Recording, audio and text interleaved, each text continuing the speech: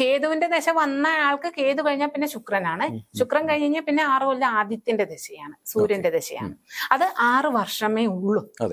ശുക്രൻ 20 വർഷമുണ്ട്. ഏറ്റവും വലിയ ദശയും ശുക്രന്റെ ദശയാണ്. രണ്ടാമത് ശനിയല്ലേ? അതെ, രണ്ടാമത്തേത് ശനിയാണ്, 19 കൊല്ലമുണ്ട്. അപ്പൊ ശുക്രന്റെ ദശ കഴിഞ്ഞാൽ പിന്നെ വരുന്നത് ആദിത്യന്റെ ദശയാണ്, 6 വർഷം ആദിത്യ ദശ. എല്ലാ ഗ്രഹങ്ങളും നേരത്തെ പറഞ്ഞതുപോലെ തന്നെ അനുകൂലവും പ്രതികൂലവുമായിട്ടുള്ള ഘടകങ്ങളുണ്ട്. ആദിത്യന്റെ ദശയില് വലിയ പ്രൗഢി ഉണ്ടാകുന്ന ആളുകളുണ്ട്. പിന്നെ ആത്മവീര്യം കൂടും, വർദ്ധിച്ചു വരും.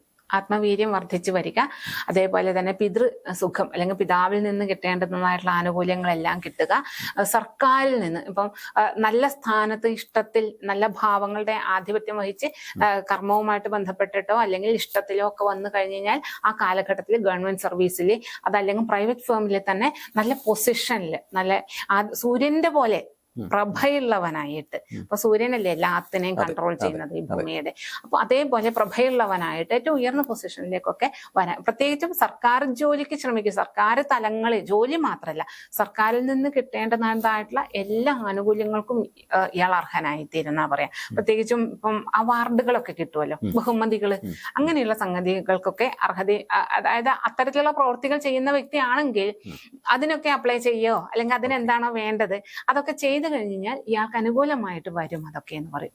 അതേപോലെ തന്നെയാണ് ഇത് പ്രതികൂലമായി കഴിഞ്ഞു കഴിഞ്ഞാലും വലിയ ബുദ്ധിമുട്ടാണ്. അതുവരെ വലിയ തന്റേടിയായി വളരെ ഈ പറഞ്ഞ പോലെ ശുക്രന്റെ ദശ കഴിഞ്ഞിട്ട് വരുന്ന ആദിത്യനാണ്.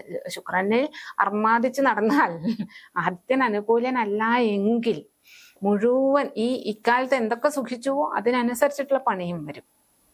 പ്രതികൂലമായിട്ടുള്ള സർക്കാർ പ്രതികൂല സ്ഥാനത്ത് നിൽക്കും. അതേപോലെ തന്നെ ശാരീരികമായിട്ട് നമുക്ക് മനസ്സിലാവും കേട്ടോ. ഈ ആദിത്യൻ പിന്നെ കത്തിജ്വലിക്കണ ഒരു ഗ്രഹമല്ലേ ആദിത്യന്റെ ദശയിൽ. ഇനി ആദിത്യൻ അനുകൂലമായാലും പ്രതികൂലമായാലും സൂര്യന്റെ ദശ വരുമ്പോഴത്തേക്കും പൊതുവെ കാണുന്നതാണ് മുടി കൊഴിയും.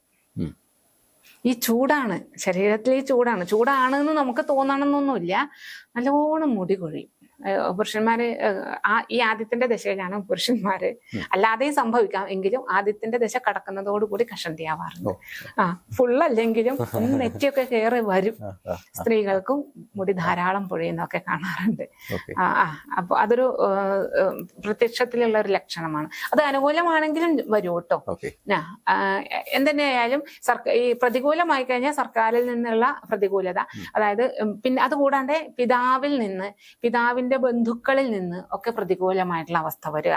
പിന്നെ പുറമേക്ക് നല്ല ശൗര്യവും വീര്യവും ഒക്കെ ഉള്ള ആളാണ് എന്ന് തോന്നിയാൽ പോലും ആന്തരികമായിട്ട് ഇയാൾ ദുർബലനായി തീരും. അതൊക്കെ ആദിത്യൻ പ്രതികൂലമായിട്ട് നിന്നാലത്തെ അവസ്ഥയാണ്.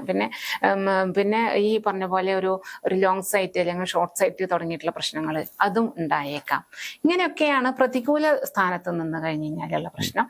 അപ്പോൾ ആദിത്യന്റെ ദശയിൽ നമ്മൾ പറയുക ശിവനെ പ്രസാദിപ്പിക്കാനാണ് പറയാ. അതല്ലെങ്കിൽ നേരിട്ട് ആദിത്യ പൂജ ചെയ്യുന്നവർക്ക് അങ്ങനെ ചെയ്യാം. ആദിത്യ പൂജയായിട്ട് അല്ലെങ്കിൽ പ്രകൃതി പൂജയായിട്ട് സർപ്പങ്ങൾക്ക് ഉള്ളതായിട്ട് കാവുകളിലേക്കുള്ളതായിട്ടായ, ഇതെല്ലാം സൂര്യൻ എന്ന് പറഞ്ഞാൽ പ്രകൃതിയാണ് നമ്മളെ സംബന്ധിച്ച്. അപ്പൊ അത്തരത്തിലുള്ള സംഗതികൾ ചെയ്യാം. അതല്ലാതെ ശിവനെ എത്രത്തോളം പ്രീതിപ്പെടുത്താം, പ്രത്യേകിച്ചും അഭിഷേകാദികൾ ഒന്ന് തണുപ്പിച്ചു കൊണ്ടുവന്നു കഴിഞ്ഞാൽ ഈ ആദിത്യന് അനുകൂലമായവർക്കും പ്രതികൂലമായവർക്കും വലിയ ഗുണമാണ്. ഇതാണ് ഈ പറയുന്ന നക്ഷത്രക്കാർക്ക്. അതെ, പിന്നീട് അവിടെ അങ്ങോട്ട് കണ്ടിന്യൂസ് ആയിട്ട് അങ്ങനെ പോവാണ് ദശ. അടുത്തത് ചന്ദ്രദശയാണ്. എല്ലാ നക്ഷത്രക്കാർക്കും അതെ കേട്ടോ. ആദിത്യന്റെ ദശ, സൂര്യന്റെ ദശ കഴിഞ്ഞാൽ പിന്നെ എല്ലാ നക്ഷത്രക്കാർക്കും ചന്ദ്രന്റെ ദശയാണ്. അപ്പൊ ചന്ദ്രന്റെ ദശ മൊത്തം 10 വർഷമാണ് ഉണ്ടാവുക. ഈ നേരത്തെ പറഞ്ഞതുപോലെ തന്നെ എല്ലാ ഗ്രഹങ്ങൾക്കും അനുകൂലവും ഉണ്ട് പ്രതികൂലവും. അത് നമുക്ക് ഇങ്ങനെ പറഞ്ഞു കൊടുക്കാൻ പറ്റില്ല.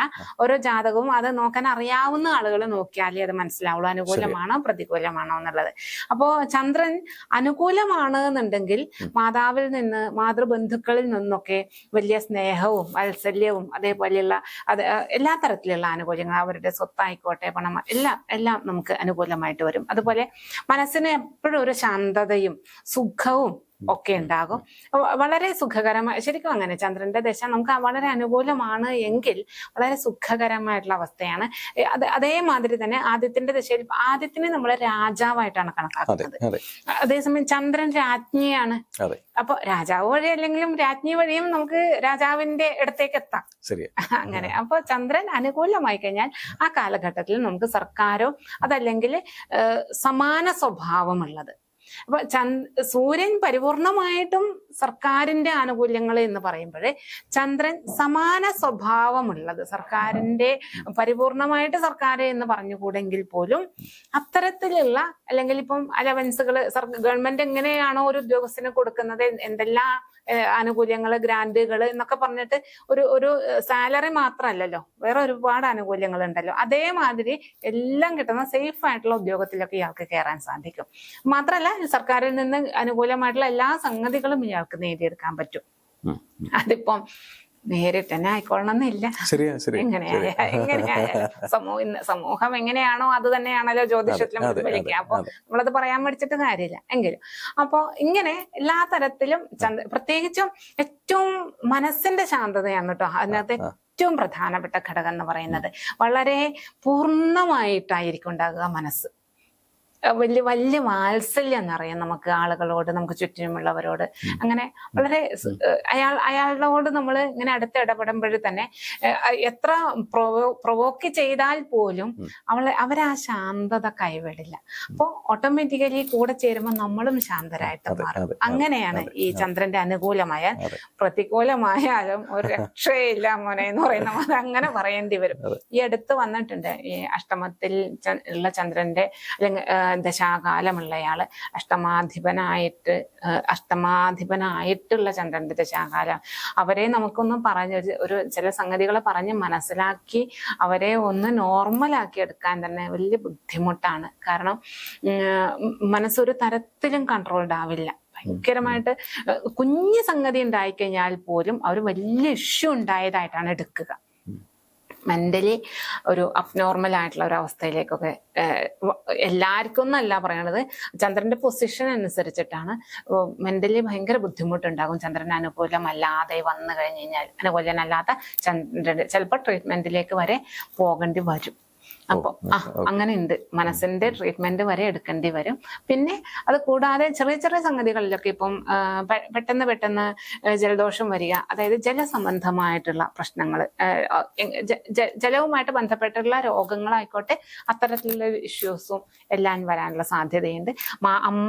അമ്മ പ്രതികൂല സ്ഥാനത്ത് വരിക, അമ്മയോ അല്ലെങ്കിൽ മാതാവോ മാതൃബന്ധുക്കളോ ഒക്കെ പ്രതികൂല സ്ഥാനത്ത് വരിക. അതേപോലെ രക്തം ദുഷിച്ചിട്ടുള്ളതായിട്ടുള്ള രോഗങ്ങളൊക്കെ വരാനുള്ള സാധ്യത, കഫം കൂടുക. നിങ്ങളുടെ ജീവിതത്തിലെ വലിയൊരു മാറ്റങ്ങൾക്ക് വേണ്ടി അബാക് ജ്യോതിഷം നിങ്ങളോടൊപ്പമുണ്ട്. നിങ്ങളുടെ ജീവിതത്തിൽ വരുന്ന ഏതു തരം ജ്യോതിഷപരമായ, പൂജാപരമായ അല്ലെങ്കിൽ വാസ്തു സംബന്ധമായ എന്താവശ്യങ്ങൾക്കും അബാക് ജ്യോതിഷത്തിലെ കൺസൾട്ടന്റുമായിട്ട് നിങ്ങൾക്ക് സംസാരിക്കാൻ ഈ താഴെ കാണുന്ന നമ്പറിൽ വിളിക്കാവുന്നതാണ്. അതിലുപരി ജ്യോതിഷപരമായ പുതിയ അറിവുകൾ നിങ്ങൾക്ക് ലഭിക്കുന്നതിന് വേണ്ടി ഈ പറയുന്ന ചാനൽ സബ്സ്ക്രൈബ് ചെയ്യാൻ മറക്കേണ്ട ആവശ്യമില്ല. Thank you.